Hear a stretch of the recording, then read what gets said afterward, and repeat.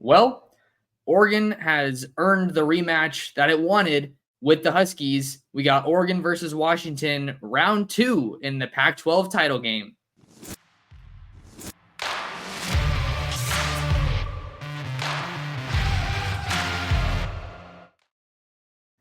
And we're back like we never left. Oregon fans, what's going on? How we living?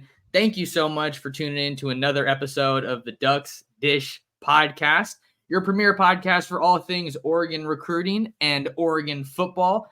Just in case you're new here, I'm your host, Max Torres, publisher and lead editor of Ducks Digest. Super stoked to be coming to you on a Wednesday morning when you're listening or watching this, Tuesday as we record. And I am joined by Roman Tomashoff. He is a writer at Inside the Huskies. That is our Washington site in the Fan Nation Sports Illustrated network. He's also the host of LockedOn Huskies. So really excited to bring him on and just kind of share some of his insight, get the Washington perspective on things. We got a huge game this week, and I can't wait to just cover the heck out of it. Roman, how you doing, man? Thanks for being here. Max, my friend, I'm doing great. How are you? I'm awesome. I'm fired up. I feel like I'm counting my blessings a little bit because there's not a lot of writers that are still writing at this point. You know, it's like transfer portal stories, looking ahead to next season, coaching carousel, all that stuff. So a lot of stuff is going on right now, and I'm just excited to still be covering the Ducks, and they're having a really special year. Both the Ducks and the Huskies are having a heck of a season. So what I wanted to do on this episode of the podcast for you guys listening and tuning in, whether it's on podcast or YouTube at Oregon Football Max Torres, like I said, just to get the Washington side of things, kind of talk about some of the early storylines and just have some fun to just talk ball. So I think, Roman, one of the areas I wanted to start, maybe a good place to start, is to just get some of your thoughts on the first iteration of Oregon versus Washington. Mid-October in Seattle, Huskies pull out a 36-33 win over Oregon.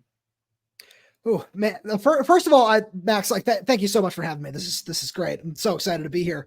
That was one of the longest days of my life. Let me just be frank with you.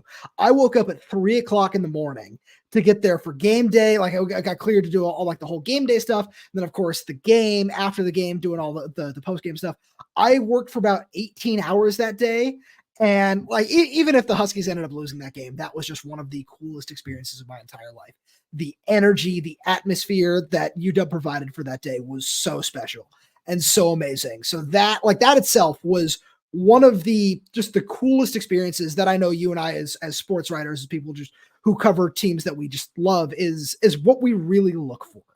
And I'm so excited that we get to do it again. It's kind of a bummer that it's on a neutral field, because getting that same energy in Eugene or doing it in Seattle again would be so much fun. But it's kind of awesome that this is because this is for what we've seen through the majority of the season. This is kind of what everything was leading to, was just another blow up. And I know Twitter is just going to explode by Friday with just the amount of hatred that's going back and forth between Oregon and Washington fans too. Yeah. It's one of the, I think toxic is probably a good way to put it. These two fan bases absolutely abhor each other. Big word, abhor. I feel like that's a pretty synonymous word with hate. So I've seen Oregon fans saying it's Husky hate week again. So probably something similar going on in the Washington circle. But yeah, dude, take me a little bit through kind of what you saw from Washington with that win over Oregon, because that's obviously their biggest win of the year. It's one of the biggest wins in college football right now. So what were you able to take away from that game? So one of the biggest takeaways for me is when Washington, they had an 11-point lead in that game. I feel like some people forget that at certain points, that the Huskies had a 2-score lead in that game and were not able to capitalize. Of course, Oregon is able to jump back into it because they're so talented on both sides of the ball. And they were able to get back into that game, get a lead. And then of course, Washington is able to find a way to take the lead and then do just enough on the final drive to force Camden Lewis to miss a field goal. But my biggest takeaway from the game is something that something I've wrote about over on Inside the Huskies a little bit this week, is Washington was missing 2 key starters on the offensive side of the ball in that game that are going to play in this one. And that's right guard Julius Buelow and wide receiver Jalen McMillan. Jalen McMillan played in the first game against Oregon, but he played 5 or 6 snaps before suffering a setback to a knee injury that he had suffered against Michigan State in week 3. So getting him fully healthy, because we saw him play a lot, especially early on in the Apple Cup, just get involved, get some touches, and just kind of get his legs back under him, really. I think he's going to be somebody who's really key in this game. And then I'm really looking forward to watching the matchup between Brandon Dorlus and Julius Buelow, because early on in that first matchup, Brandon Dorlus was doing whatever he wanted along the defensive line. He's such a talented prospect, and I know he's going to be just a huge get for whatever NFL team ends up with his services. But I think that Julius Buelow, who's a really big, he's 6'9", really big offensive guard. He's got super long arms. Is going to give him some more problems on the interior. And I think this is the healthiest Washington's been in a while too, probably since the last time they played Oregon. All right, okay. And my takeaway from that first one, Roman, was, I mean, it was kind of a weird deal because I was traveling back from a buddy's wedding, and I was actually in Paris at like 2:30 in the morning, just like spamming Twitter for updates. And I was like getting play-by-play texts. So I was bummed that I wasn't able to watch it live. It was very hectic. But I think just two things kind of stand out to me. I mean, Michael Penix had himself a day. That's kind of been a huge theme throughout the year. 300 yards, 4 touchdowns, and an interception. And Oregon won the turnover battle, which in games like this can so often dictate the winner, but the Huskies were still able to pull it out. Bo Nix had another pretty strong game, 337 yards and 2 touchdowns. Ducks take care of the ball. They ran for 200 yards on Washington.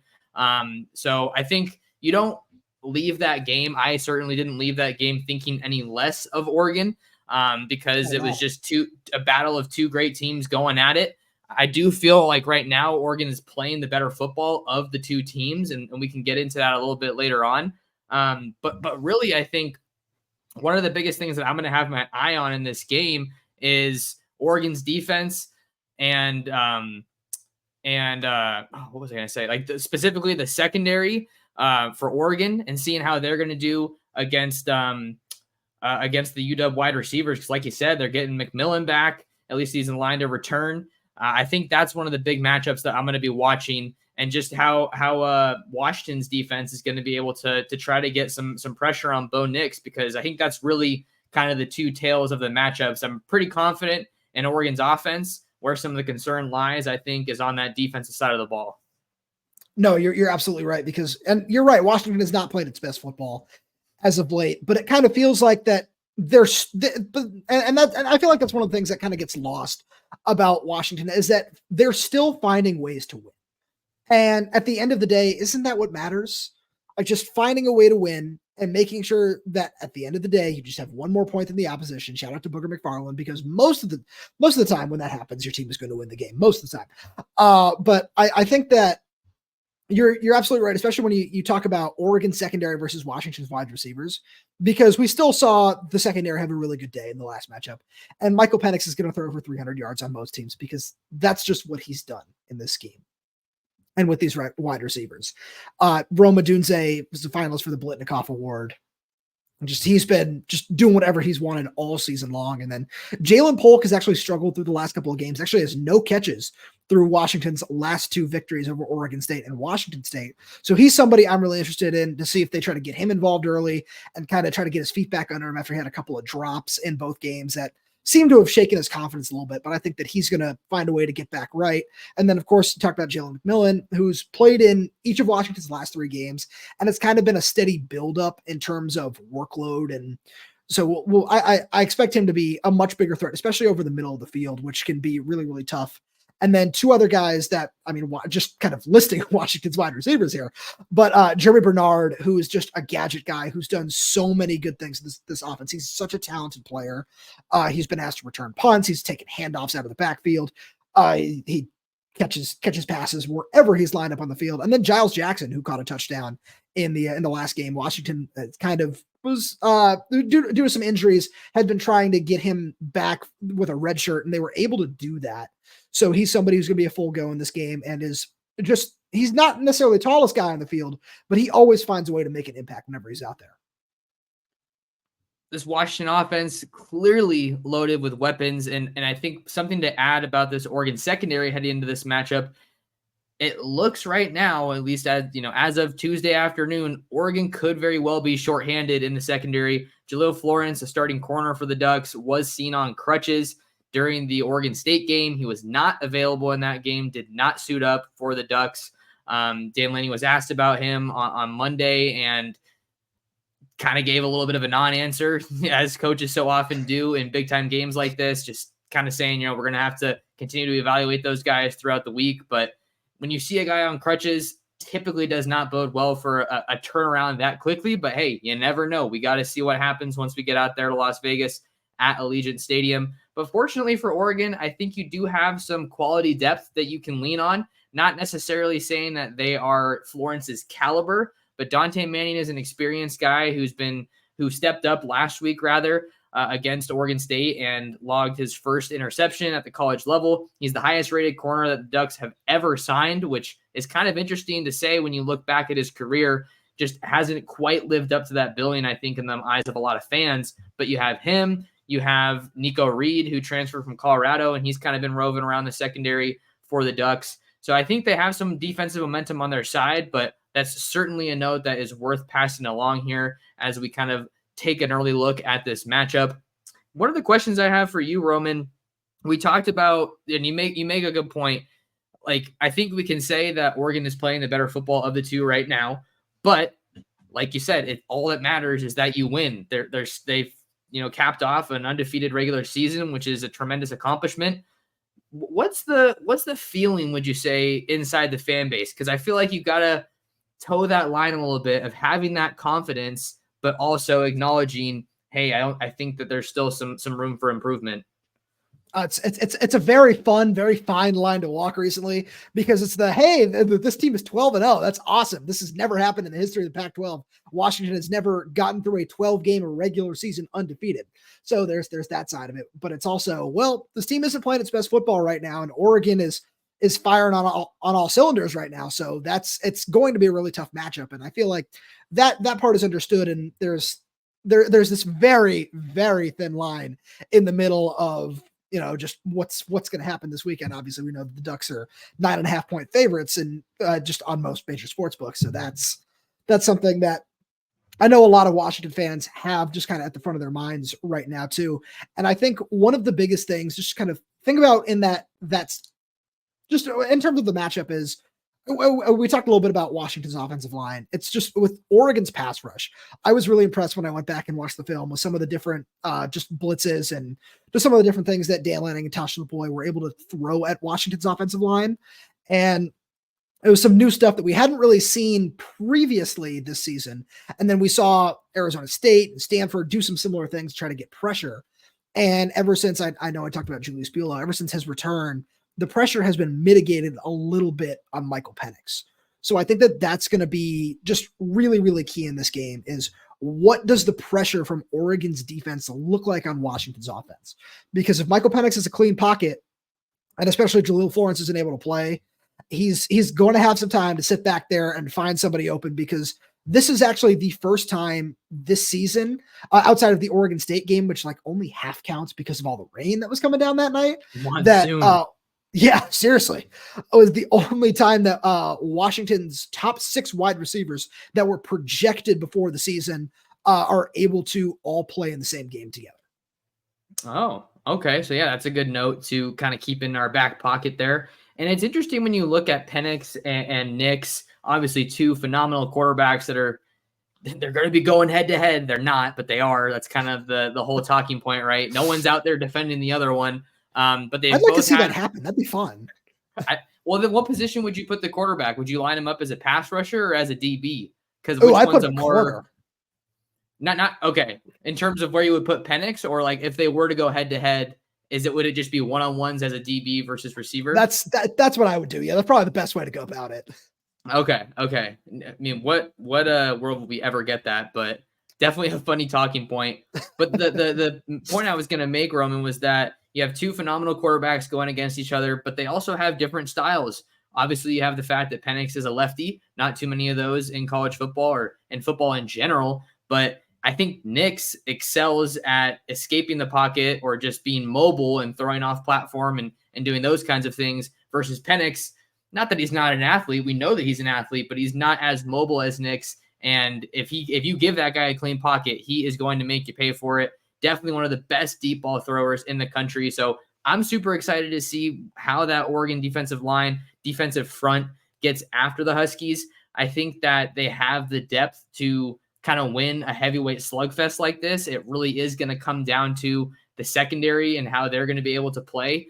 And that really has kind of built on a theme that we've seen from Lanning this season, just talking about the rush and the coverage working in what's the word I'm looking for?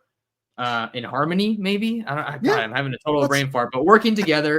And then just the thing I was going to say to wrap that one up is that Penix just does a really good job at getting the ball out. So even if the rush is getting after him, it's not going to be easy to bring that guy down. No, you're absolutely right. So actually the biggest thing that I'm going to watch in terms of just the matchup between these two quarterbacks is Bo Nix's ability to get out of the pocket and make plays out of structure. Because one thing that Washington has struggled with for the majority of the season is defending quarterbacks that can do that can play, that can use their legs to pick up extra yards and do things like that. And then they had their best game of the season against a mobile quarterback in this last game against Cam Ward. They were able to sack him 5 times. Of course, Washington State's offensive line is not Oregon's, but they were able to they were able to sack him 5 times, get good pressure on him. And there are 3 guys that I'm watching that can do a really good job of just kind of giving Bo Nix a different look.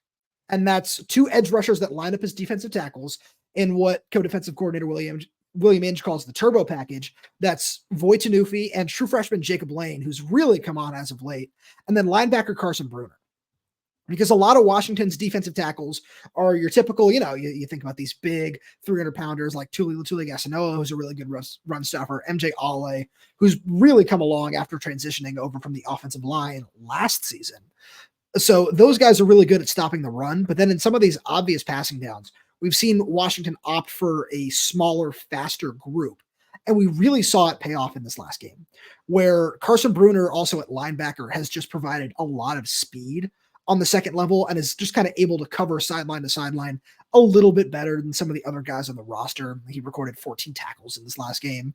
So those 3 guys adding that extra speed element, because there were a couple times that I noticed from up in the press box during that first game where Bo Nix was able to just kind of roll out. I remember the one play where he picked up like a 3rd and 12, I think, with his legs, where both the cornerback and the linebacker on that side kind of dropped back and waited for him to cross the line of scrimmage. And waited even like before he got 5 or 6 yards downfield before they collapsed down on him and he ended up picking up the first down. But I think that just having that extra speed and some of the just what these guys can provide in terms of keeping him in the pocket is going to be something that I'm really looking forward to watching in this game. Talking with Roman Tomashoff on today's episode of the Ducks Dish podcast. We're getting into some Oregon versus Washington Pac-12 title talk. The last Pac-12 title is on the line in Las Vegas. We just got some players to watch from Roman, which is awesome insight to add. And you talked about how Bo Nix can use his legs. I think that's been one of the more interesting things that I've been following this year, is because he has run so sparingly compared to a year ago against Kenny Dillingham. And I think that's by design, because he's obviously so important to this team. That's the case with any quarterback, but seriously with Nix, he did run, I think it was 6 times last week against Oregon State. So maybe we do see him run a little bit, but that defensive front is certainly really talented with guys like Trice. The one guy I want to ask you about, Roman, for kind of your take, I watched some of the Apple Cup, but I also watched the Washington-Oregon State game. And one dude that really caught my eye, I feel like he was just literally all over the field, was cornerback Jabbar Muhammad. Has absolutely come on this season. The Oklahoma State transfer out of DeSoto, Texas. What can you tell me about him? I know the Huskies have historically been known for their DBs. I love Jabbar. He's one of my favorite people to talk to on that team. He and I have developed a great relationship over the course of the year, and he was so impressive in that game, because you're right, Max. Not only did he have 2 picks and 4 pass breakups in that game, he actually had a 0.0 passer rating when targeted in that game. He was unbelievable. And Troy Franklin got a couple of nice grabs on him last time. And Jabbar's a shorter guy. He's listed at 5'10" on the roster. So matching him up against a bigger receiver means that every once in a while he's going to get got. That's something that's going to happen. But he is such a sticky corner in man coverage. He does a really, really good job with his feet. He excels in press bail, just every different type of coverage. And one thing that co-defensive coordinator Chuck Morrell talked about after that game is that, and it's something I also wrote about over on Inside the Huskies, is that this is why they brought Jabbar in. Somebody who they're really comfortable leaving out on an island, just trusting against, in this case, it would be Troy Franklin, just trusting him against the opponent's top receiver. I'm just saying, we know you're going to win more of these battles than not. And Jabbar has just been so good all season long. And he's somebody who I think could really make a big impact in this game. So the Huskies defense is certainly coming together. I think Oregon's got some really good weapons. Troy Franklin is obviously the biggest one that the secondary is going to be looking at, but Bucky Irving's a guy who has had a really good year, second straight year with 1,000 rushing yards. Another guy that I think is worth a mention now, has kind of been flying under the radar this year for the Ducks, is wide receiver Tez Johnson, because you look at the start of the season, kind of a little bit of a slow deal. He did have 3 touchdowns in non-conference, but then he didn't score again until late October. But now you look at the stat sheet, Roman, and he has 70 catches for 942 yards and 9 touchdowns. So he has just really turned it on here in the back half of the season. And I think he's been a tremendous compliment to Troy Franklin. So even if the Huskies are able to kind of keep Franklin in check, I think that he's certainly someone that you got to keep an eye on as a defensive coordinator over at Washington. So there's a lot of guys that can really do a lot of special things with this offense. And I think it just kind of further drives home the point that balance has been such a huge key to Oregon's success, whether that's personnel or just passing and running the ball. No, Max, you're absolutely right. I think Tez Johnson has a chance to make just to be one of the X factors in this game, where Washington, so they got Husky defender, which is what they call their nickel position, really. Sometimes a Husky, sometimes a safety, Cameron Fibik-Yalanen, back from an injury that he's missed some time with over the last month or so. And he's somebody who could play that role really well, but nickel defender Michelle Powell, who's been the primary guy in there this season, has also done a really, really good job. He kind of made the move from outside corner last year to that Husky position, where he's done a really good job in run defense. And it has been awesome, and especially defending guys over the middle of the field. So he's somebody that I think has the chance to stay with Tez, but Tez is just so slippery. He's such a good route runner that I think that he's definitely going to win a couple of those matchups. One of the themes of this Washington defense all season, especially over the second half of the year where the offense has struggled a little bit, the defense has needed to pick up the slack at times, is that they've done enough when asked, where they really struggled in the first half against Utah. They gave up 27 points, I think it was, and then in the second half, they threw up a goose egg. They only gave up 75 yards of total offense in the second half. And time in and time out, this Husky defense hasn't been great, but they have done enough where it mattered. And where I'm really looking at that impact is not just with Bucky Irving, because he's just so tough to tackle. Like I'm looking forward to drafting that guy on one of my dynasty fantasy football teams, because he's just going to be so hard to tackle, even at the NFL level. But it's not just him, it's Jordan James too. I've been really, really impressed with Jordan James after the Noah Whittington injury. So I'm really curious to see kind of how that two-headed backfield is used in this game, because Washington has had some issues tackling at times. And like I talked about Carson Bruner a little bit ago, he's been somebody who's really done a good job at mitigating some of those issues, but also Edifon Ulofoshio has done a really good job. Raylan Goforth has been excellent, the USC transfer in run defense as well. And then Alfonso Tupatala, who missed the Oregon State game with an injury, is still kind of working his way back. He played against Washington State, but having those 4 guys in there will hopefully just lead to a better outcome in terms of tackling, because that's been one of the biggest issues for the Huskies over the course of the season. Another guy I have to ask you about, I've really enjoyed watching him play this year, running back Dylan Johnson. That dude runs hard. He has been such a force for the Husky offense, transferred over from Mississippi State. And, he's had some really big performances here in the last couple of weeks. 256, 104, 89, 82. Those are the rushing totals for him over the last 4 weeks. It really feels like he is that bell cow running back for the Huskies. I think he was battling a foot injury, I wanted to say, I read somewhere. Would love kind of just your thoughts on the latest with Dylan Johnson and kind of what he means to this group. Yeah, so Dylan, there's a lot to say about Dylan. He's such a wonderful kid. He was originally supposed to be in a timeshare with running back Cameron Davis, who suffered an injury before the season even got underway during like the last week of the preseason. So it was originally supposed to be those two guys splitting the load, but then Dylan has kind of really come on over the course of the season and turned into exactly what we all kind of hoped and expected he would. And one of the biggest things about Dylan is in the biggest moments he has been at his best. He ran for 100 yards in the first game against Oregon. That was actually his first 100-yard performance of the season. And then, of course, 256 against USC, 104 against Utah. The only ranked opponent he actually hasn't rushed for over 100 yards against was Oregon State. And that was when, as you said, Max, he got stepped on late in the fourth quarter and kind of been dealing with that. And he said he's as healthy as he could possibly be now.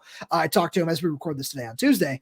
I talked to him a little bit earlier on in the day. He said, yeah, we're all dealing with certain things at this point, but I'm feeling as good as I possibly can. And being somebody as I said, he rushed for over 100 yards in each of Washington's first maybe 3 ranked wins.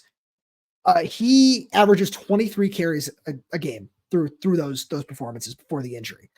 So he's somebody who I expect the Huskies to rely on. And when he's able to just get moving and get downhill, he's a really, really tough guy to tackle too. Another guy I want to talk to you about is the man in charge, Kalen DeBoer. I mean, we've been talking about all these players, and obviously we need to talk about them because they're the ones that are going to be strapping it up on Friday to go play.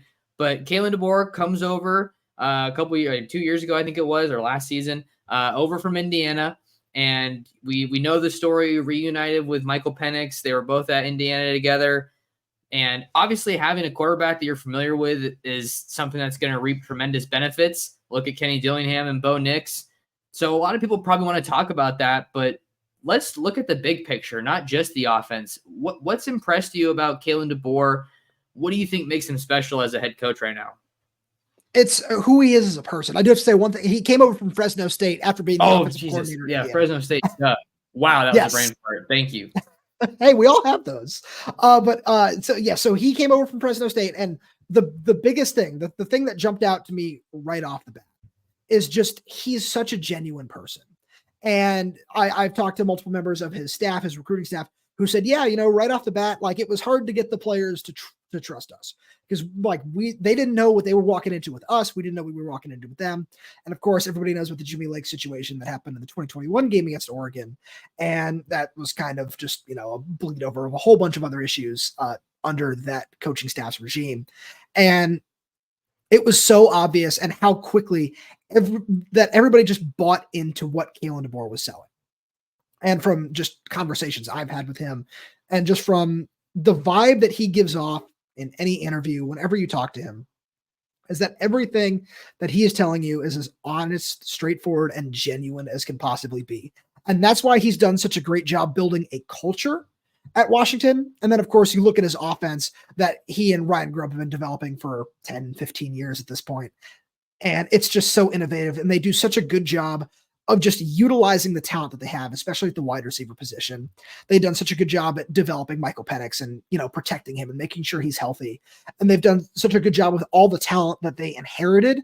And then they've put them in a position to succeed. And that's something where, as long as he's the head coach of this university, which I think is going to be for a very, very long time, that you can expect to see the Huskies to have a dynamic offense that just can light you up for 40, 50 points on any given week. DeBoer definitely solidified himself as a special coach. I think even though Washington is as high profile as they've been in a while, I think he probably doesn't get discussed very much nationally, I feel like. So cool to get your insight there. Got to give a shout out to Ryan Grubb because I was watching that Apple Cup and oh my God, that fourth down reverse call was just ice cold. I mean, God, I think I was rooting for maybe a little bit of chaos with the Cougs there. Was surprised it came down to what it did, but man, you got to give him some props for that play call. That was just phenomenal. Oh, 100%. I was actually standing on the sideline on the far side of the Husky bench. So from my view, I saw the fake handoff and I was like, oh, okay. They did the conservative, get a yard, get the first down kind of play. And then I just hear everybody start cheering and I see Roma Dunze like running directly towards me with the ball. And I was like, what was this call? it was unbelievable to see that. And just like the whole bench, the sidelines, all the staffers that were standing around me were just going crazy. It was so cool to see that. Yeah, no doubt. No doubt. Well, I know we're kind of winding down a little bit on the pod, but I wanted to kind of just give you a chance to give your final thoughts on this game before Oregon and Washington face off again on Friday. Yeah, this is it's going to be just a truly incredible matchup. Like I saw, I wish I could give some props to the account, but somebody called it Cinema Part 2 in terms of what this game is going to be, and it really is just going to be so fantastic. And it's really cool. Like RIP to the Pac-12. I got to say that. I got to make sure I get that in there. But that it's so cool that the Pac-12 is going to kind of go out on such a high note, because both these teams are truly incredible, talented from top to bottom. And there's so much to like about both of these rosters that I think that we're in for just an absolutely spectacular ball game. Yeah, with how they played the first time around, I think it's probably going to be a close game. I need to write my score prediction story. I think Oregon's going to pull it out. I know how hard it is to beat the same team multiple times in the same season. And like we've kind of talked about, I just feel like there's a lot of confidence coming from them with how they've been playing lately. Just really clean football. The penalties have been popping up here and there. And then we know that Camden Lewis is in a bit of a funk right now. So I know Duck fans don't want this to come down to a kick as it did the first time. It just seems like one that's really rattled him since that game. But I think both teams are going to show up. I think it's going to be fun to have it at a neutral site, because you'll have the two fan bases kind of battling for control of the stadium, if you will. And man, you just could not be on a bigger stage. A spot in the playoff is up for grabs, and the final Pac-12 title game. I'm just super, super excited to get out there. I couldn't agree with you more. Right on, right on. Well, before we get you out of here, Roman, let the people know where they can find what you got going on and the rest of your work in the college football space. Yeah, absolutely. I know this is since this is a Duck podcast. I'm expecting lots of hate. I get it. I'm prepared for it. Doesn't bother me too much. So bring it on. You can find me on Twitter and Instagram at rtomashoff34. That's RTOMASHOFF34. You can find all my written work on Inside the Huskies of Fan Nation and Sports Illustrated. And please feel free to check out our podcast as well. It's at LockedOn Huskies. We're on Twitter there. You can find us on YouTube and wherever else you get your podcasts. Please feel free to tune into an episode. We have a lot of fun. And yeah, it's a lot of Husky talk. So I'm gonna warn you up front about that part. But it's a lot of fun. We'd really love to see you come in for an episode or two. And hey, maybe stick around for longer. There you go. Well, Roman's got you covered if you want to get up to speed on the Huskies. That's why I brought him on today's episode. If you want to find more of me, make sure you lock in with me on social media at mtorres sports on both Twitter and Instagram. You can subscribe to my YouTube channel at Oregon Football Max Torres. We are on the road to 3K. That is the current goal. Appreciate you guys for the support. And you can read all of my written work on Oregon football and Oregon football recruiting over on ducksdigest.com. A big thank you to Roman for coming on. Thank you to you guys, the audience, for taking some time to talk some football with us, some Duck football, and we will catch you in the next episode of the Ducks Dish Podcast.